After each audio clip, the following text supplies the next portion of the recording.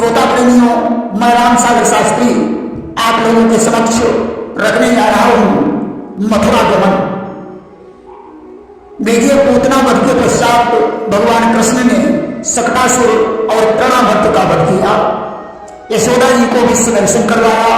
इसके बाद गर्गाचार्य जी के द्वारा उनका नामकरण संस्कार हुआ। भगवान ने बाल क्रीड़ा करके पूर्ववासियों को आनंद प्रदान किया। इसके बाद उन्होंने माखन की चोरी की, मिट्टी का भक्षण किया। इसके बाद गोकुल छोड़कर वृंदावन में रहने लगे, जहां इन्होंने गोचारण किया। बत्सासुर, बकासुर, अघासुर को मारा।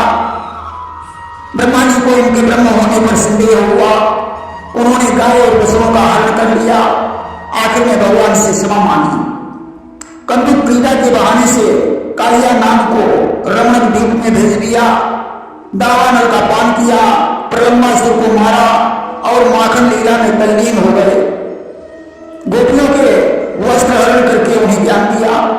चौरों को ज्ञान प्रदान करके 7 वर्ष की अवस्था में गोवर्धन की पूजा करवाई। नंद जी को गौरलोक से वापस लाए। गोपियों के साथ रासलीला की। अजगर और शंखचूड़ का उद्धार किया। अरिष्टासुर भगवान के हाथों से मारा गया।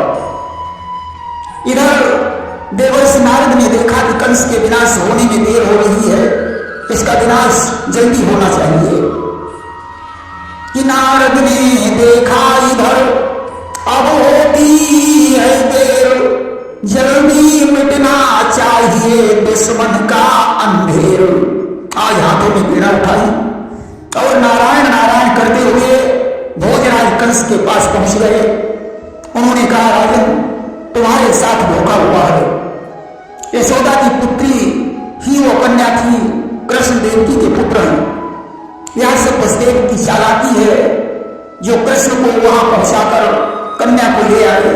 अब तो कंस का होश बिगड़ गया। उसने वसुदेव को बुलाया और कहा, वसुदेव, तुमने मेरे साथ छल किया है, इसलिए मैं तुम्हें चिंता नहीं छोड़ूंगा।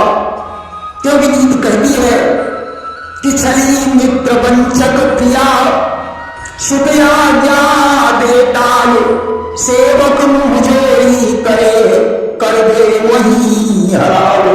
जो मित्र छल कर रहा हो, जो नारी ठग रही हो, जो पुत्र आज्ञा का उल्लंघन कर रहा हो, तथा जो सेवक मुँहजोरी कर रहा हो, इन्हें तुरंत मार डालना चाहिए। आज इसने वसुदेव को मारने के लिए अपनी तलवार उठाई। नारद ने हाथ पकड़ लिया। उन्होंने कहा, राजन, वसुदेव को मारने से कोई फायदा नहीं है, क्योंकि वसुदेव के जरिए से कृष्ण को यहां बुलाया जा सकता है। नारद तो चले गए। कंस ने वसुदेव और देवकी को फिर से जेल में डाल दिया और केसी को बुलवाकर कहने लगा, जाओ केसी, ब्रह्म में प्रवेश करके बलराम और कृष्ण को मार डालो। केसी को भेजने के पश्चात उसने मुस्तिक, चाणूर, सल, तोसल आदि पहलवान और मंत्रियों, महावतों को बुलवाकर मंत्रणा की कि कृष्ण और बलराम को यहां कैसे बुलाया जाए। एक मंत्री ने कहा, महाराज, आप धनुष यज्ञ का आयोजन करें और बलराम कृष्ण को निमंत्रण भेजकर यहां बुलवाएं और उनका काम तमाम कर डालें। कंस की सलाह समझ में आ गई। उसने कार्तिक कृष्ण चतुर्दशी का दिन निश्चित कर दिया और बोला, मैं धनुष यज्ञ में कृष्ण और बलराम को बुलवा रहा हूं। इस बार शत्रु जीवित नहीं बचना चाहिए। महावतों से बोला कि दरवाजे पर कोई या पेड़ हाथी के द्वारा तुम उसे मार डालो, बच जाए तो पहलवानों तुम उसे कुश्ती में मार डालो। शत्रु दरबार तक जीवित नहीं पहुंचना चाहिए। इसके बाद उसने अक्रूर को बुलवाया और उनका हाथ अपने हाथ में पकड़कर बोला, क्या नंद के सहित बलराम और कृष्ण को अपने रथ पर बैठाकर यहां ले आइए। नंद आदि गोपों को भी ले आइए। मैं उन्हें वसुदेव देवक के सहित मारकर निष्कंटक राज्य करना चाहता हूं।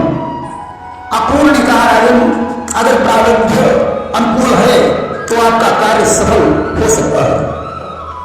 आज सभी लोग विदा हो गए। उधर केसी ब्रज में पहुंचा, विशाल घोड़े के वेश में पहुंचकर टापुर से धूल उड़ाने लगा। सारा गोकुल भयभीत हो गया। कृष्ण ने उसका पैर पकड़कर 400 हाथ दूर फेंक दिया। वह मुंह फैलाकर कृष्ण पर दौड़ा। भगवान ने बायां हाथ उसके गले में डाल दिया। सांस रुक गई और केसी का प्राण हो गया। केसी के मरने के पश्चात मयासुर का पुत्र ब्रह्मासुर गोप बनकर भगवान के खेल में शामिल हो गया। वह खेल में चोर बनता था और भेड़ बने हुए ग्वालों को चुराकर गुफा में छुपा आता था। शिला से गुफा बंद कर देता था। जब 4-5 ग्वाले शेष रह गए, उन्हें भी लेकर वो जाने लगा तो भगवान ने उसे पकड़ लिया और जमीन पर पटक कर उसका गला घोंट दिया। गुफा से ग्वालों को बाहर निकाल लाए। उधर अक्रूर वह रात मथुरा में बिताकर प्रातःकाल रथ पर सवार होकर गोकुल के लिए प्रस्थान करते हैं। अक्रूर विचार कर रहे हैं, कंस ने मेरे ऊपर बड़ा उपकार किया है। जो भगवान के चरण कमलों का दर्शन होने वाला है, जिनके चरणों के दर्शन के लिए योगी जन तपस्या करते हैं, तब कहीं दर्शन प्राप्त होते हैं। मैं कितना भाग्यशाली हूं जो कृष्ण के सामने जा रहा हूं।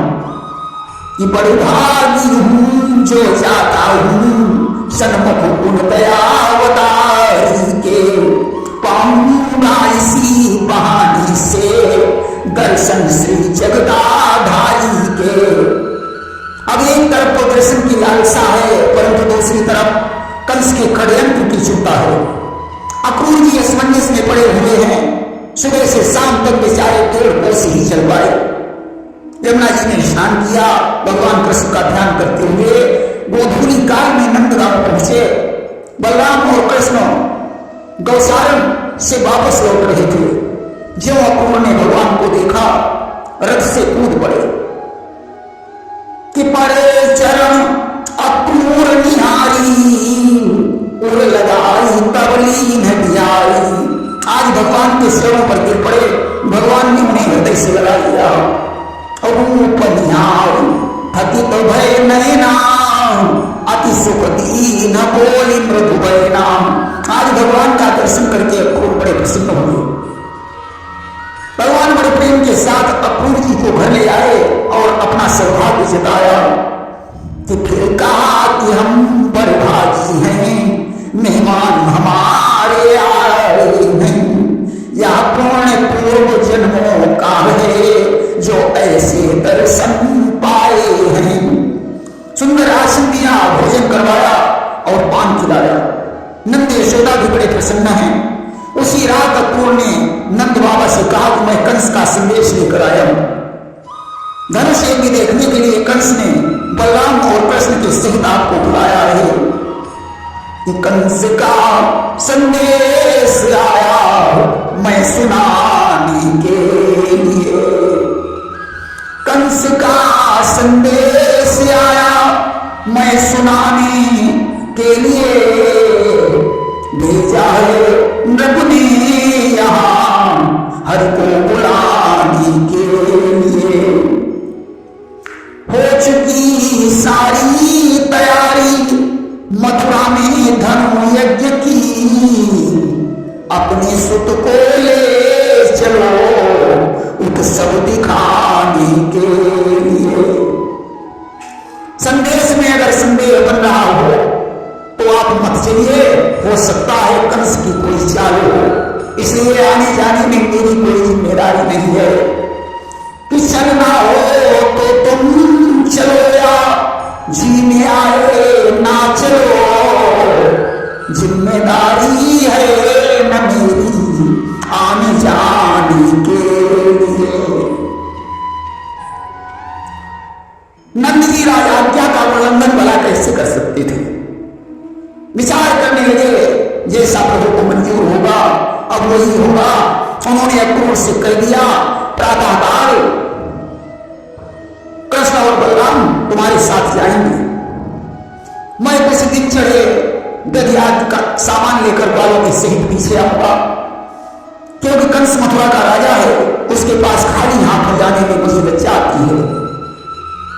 आप तो सवेरा हुआ, मथुरा जाने का विचार बना। सारे नगर में खबर फैल गई, कृष्ण मथुरा जा रही है।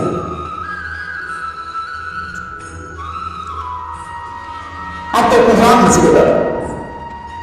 यशोदा जी को मालूम हुआ, नंदिनी के पास पहुंचकर कहने लगी कि क्या मथुरा नगरी जाएंगे, नारदी कंस के संमुखिया हो, उस नीच नराधम नर पिशाच पामर नरसंस के संमुखिया हो। वह तो विख्यात निशाचर है, निर्दयी बधिक हत्यारा है, देवकी बहन के बेटों को जिसने गिन गिन कर मारा है। बलराम कलेजे का टुकड़ा, घनश्याम नयन का तारा है, या नहीं कहीं जा सकते हैं, मैंने बस यही विचारा है। या ममता माँ की ममता है, जिसको माँ तोड़ न सकती है, मैं वो गैया हूँ जो अपने बछड़ों को छोड़ न सकती है। कंस के सामने मैं अपने दोनों पुत्रों को कभी नहीं जाने दूंगी।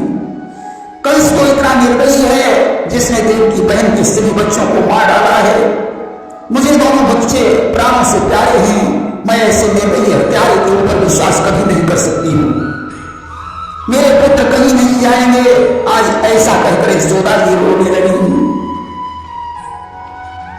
कि करुणा भरा विलाप सुन, दिल से करुणा आयन, धीरज देने के लिए यो बोले मृदुबलेन।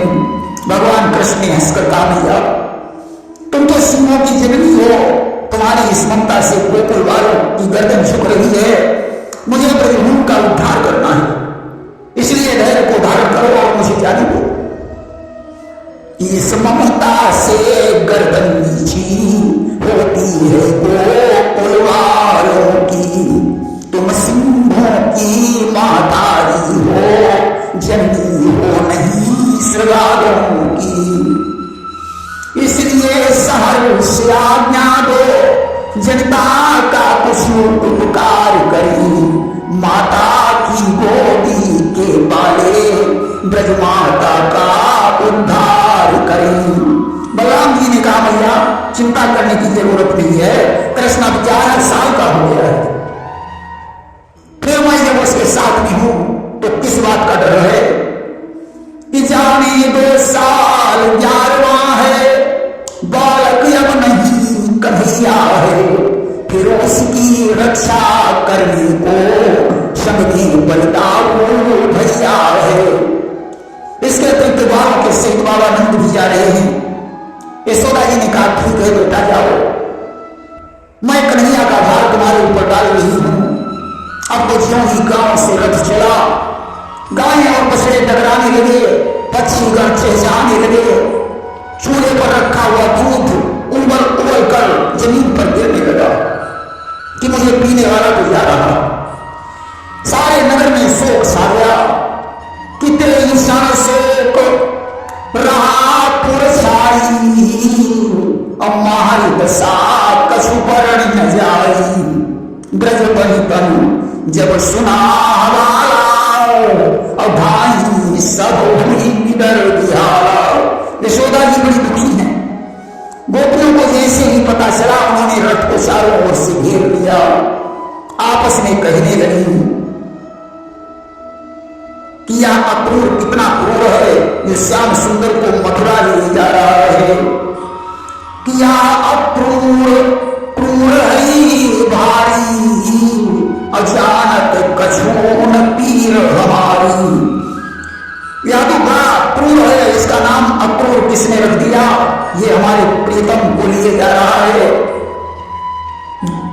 2 बातें कहकर मुझे समझा भी नहीं रहा है।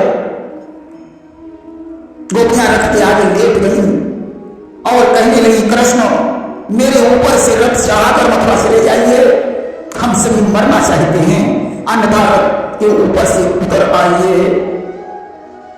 कि रथ के ऊपर से आओ उतर मुरलीधर, जाने दूंगी न मथुरा नगरिया तुम्हें, छोड़ हम सबको ही तड़पती हुई, जाना लाजिम नहीं है समझिया तुम्हें, आंखों की कोठरी में छुपा लूंगी मैं, और पलकों का ताला लगा लूंगी मैं, ब्रज से ब्रजचंद ब्रजराज हट कर तुम्हें, ब्रज से ब्रजचंद ब्रजराज हट कर कभी, जान देगी न राधा गुजरिया तुम्हें। भगवान कृष्ण ने कहा गोपियों मैं तुमसे कभी अलग नहीं हूं, कि गोपियों कसम से हम एक पल में न्यारे हैं, आज तक तुम्हारे थे आगे भी तुम्हारे हैं। ब्रजमाता का उद्धार करने के लिए मुझे मथुरा जाना है, मैं तुमसे वादा करता हूं परसों लौट आऊंगा, परंतु गोपियां फिर भी नहीं मानी। भगवान ने कहा गोपियों मेरा मथुरा जाना बहुत जरूरी है, मुझे देर हो रही है, इसलिए मान जाओ, इसलिए हटो रथ जाने दो, मन में ही रहने दो मन की, ब्रजजननी की है शपथ तुम्हें, सौगंध तुम्हें मनमोहन की। भगवान ने कहा गोपियां तुम्हें ब्रजभूमि की सौगंध के साथ साथ इस कृष्ण की सौगंध है, मेरे रथ को जाने दो। गोपियां आज मजबूर हो गई, अपूर्ण ने रथ को आगे बढ़ाया, गोपियां खड़ी खड़ी रथ की भूण देखती रही, जब रथ आंखों से ओझल हो गया तब कहने लगी कि अब रथ गयो शाम को दूर, अब कृष्ण का रथ दूर चला गया, आज दुखी मन से वापस लौट जाती है। प्रेम से वृंदावन बिहार